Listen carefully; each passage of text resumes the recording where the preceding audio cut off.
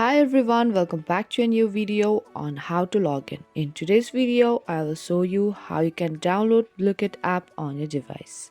Now if this is something that you want to learn, then follow all the steps and watch this video till the end. And before we start the video, if you're new to our channel, subscribe and hit the notification bell so that you will be notified for any of our new uploads. Now let's get into the video. Firstly, you need to open up Play Store or App Store on your device, and there on the search bar search for Blooket.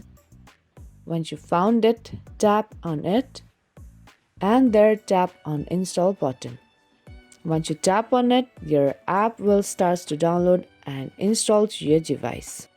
And there you go, your app has been already downloaded and installed to your device. Now if you want to open up your Blooket app, tap on open button at the bottom of your screen and there you will be taken to the home page of Blooket.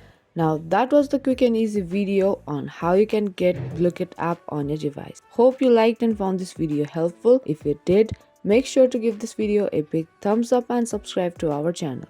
I will be back with more videos like this. Thank you for watching.